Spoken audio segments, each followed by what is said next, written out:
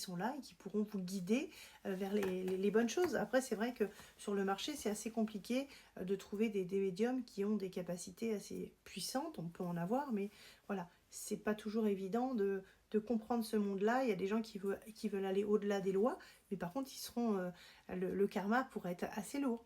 Il faut avoir une directive respectable. Parce qu'en plus, par Ouija, on va nous dire oui, c'est un tel, mais en fait, ce qui me tue, c'est qu'en fait, le défunt a accès en fait au plan, par exemple, de la personne.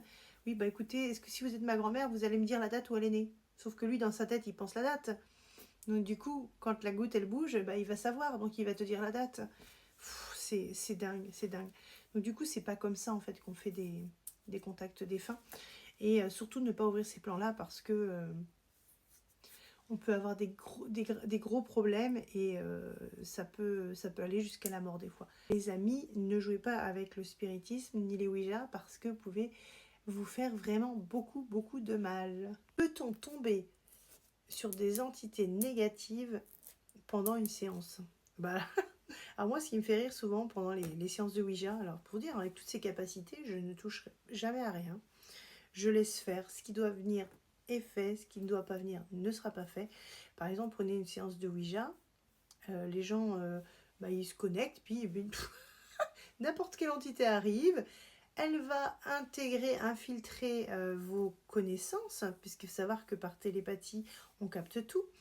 Et vous allez poser des questions. Par exemple, voilà, est-ce que je voudrais valider que vous êtes vraiment ma grand-mère, parce que moi, inconsciemment, je sais quand elle est née, la grand-mère, qui va dire le gars. Et l'entité télépathie, elle a actionné, elle sait par télépathie ce que veut dire l'autre. Donc du coup, l'entité, elle peut jouer avec vous. C'est-à-dire que oui, elle s'appelle tant, je suis née en telle année, alors que c'est pas du tout la grand-mère. Donc là, il faut faire très attention parce que ces entités-là, si vous jouez avec elles, c'est comme si vous signer un peu un pacte avec le diable parce qu'elle peut être là et vous suivre et vous faire vivre l'expérience de votre vie, mais une expérience très négative. Donc il ne faut pas jouer avec ça. Il ne faut pas ouvrir des plans qui ne sont pas autorisés. Et moi, je n'ouvre rien. Si c'est le moment, c'est le moment. Si c'est pas le moment, l'univers fera en sorte de ne pas me l'emmener. D'ailleurs, quand il y a des limites, ils savent me les mettre, comme j'avais eu dans le cimetière où j'avais été, où j'avais eu la sœur qui était là et qui m'avait stoppée.